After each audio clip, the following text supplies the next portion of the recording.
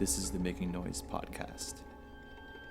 I think maybe for a lot of people, for me, what was hard initially was that I was initially trying to do the things I'd always done, but do them digitally, and that was really discouraging because one, I just wasn't doing it as well. But also I was constantly experiencing the loss of those things as I was trying to recreate them in a sort of like cheap plastic way. I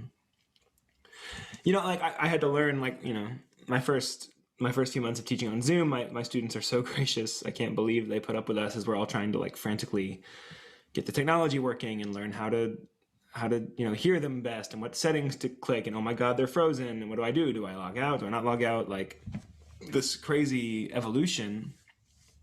But when I sort of decided like, okay, this is not a brick wall in my path. This is like a trellis in a garden. Like I'm gonna hit this thing and I'm gonna grow up it. You know what I mean? I'm gonna let this huge obstacle guide my process rather than letting it stop my process.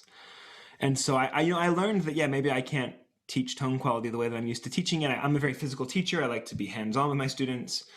I can't do that. But what can I do better? Okay, I have an insanely close-up view of their face muscles all the time. That's helpful. That's new, right?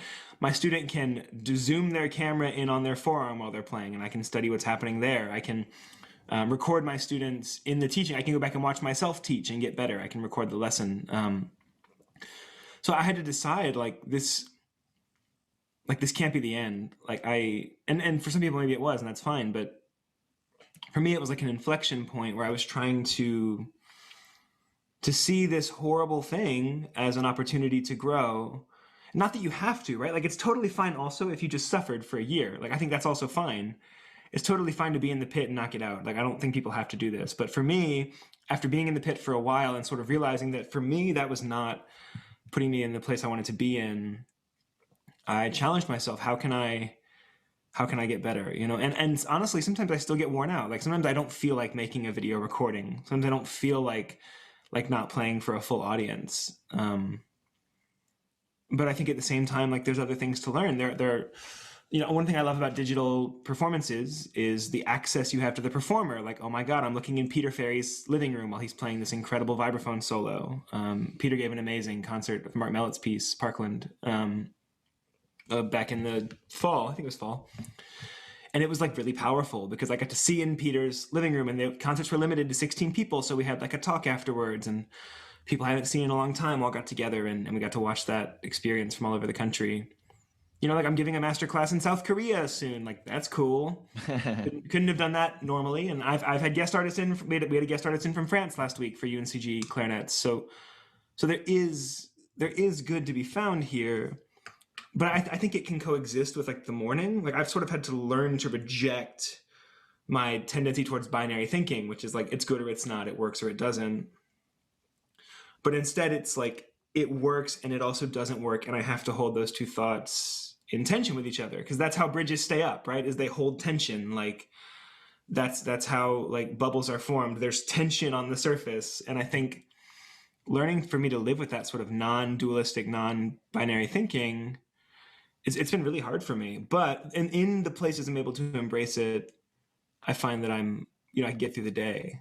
And I think for teaching, like that's been a big one, is like, man, I'm just mourning the loss of what should have been, but also I can be grateful for what could be, in the same exact space. Like those things I think can be bedfellows. That's amazing. I love the, well, for one, the adaptability. I mean, because like you said, we're all handling this in different ways. Some people are suffering more than others. Some people are even leaning into it and like being active and productive and making, projects and stuff. But kind of eliminating that binary thinking, like you were saying, that's definitely a challenge. And getting in that middle ground, like that makes me think, I've heard before when people talk about establishing policies and like in Congress or something like that, or politics, whatever you want to say. I'm not a very political person. I don't know much about the lingo, but I've heard people say before that there's no such things as solutions. There's only trade-offs. And that kind of sounds like where you're coming from in a way, where it's like the good bad binary doesn't help me here because I can't do anything about the situation. We just have to sort of figure it out. So Right. And I certainly, I mean, certainly I believe there are things that are just evil in the world. And probably there are things that are only good. But yeah, I mean, for me, it's been an exploration of my own. Am I willing to grow in this moment that requires me to grow, or am I going to try to be the tree that just like I'm just going to ride out the storm and do things the same way? But I think like your guest said previously, like we're never going back to normal. Like normal is over, I think. Maybe not, but what I think we're going to is a new future. And so the question is like how do I want that to look? And what do I need to do now to try to build that? And am I willing to like lose parts of myself in pursuit of growth, right? I mean, like pruning a plant is a violent process. Like parts of the plant are lost so that the plant can grow into its full. I started gardening in quarantine, can you tell? And yeah, we planted this vegetable garden last May and waited and trimmed and pruned, and then we finally started getting peppers and collard greens and kale and tomatoes and all this. We got like one head of broccoli that didn't work. We're gonna not do that one next year. But like when you're in there and you're like trying to get these plants to grow, like you have to cut them. Like the plant is wounded and something is lost, but then the plant becomes what it could be, you know, and reaches its potential.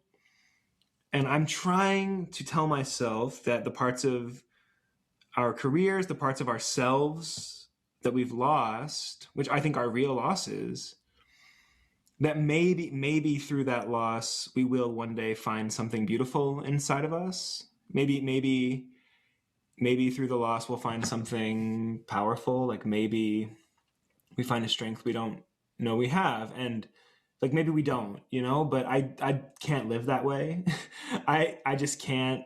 I can't look at the world and say it's not going to get better, you know? So I choose to believe that through this violent process of pruning that's occurring in my career and personal life and soul, that something is going to grow that will at least be hardy, that will at least have strength and maybe beauty, maybe not, you know, but at least that like through this process, like something, you know, something meaningful is going to emerge. I hope.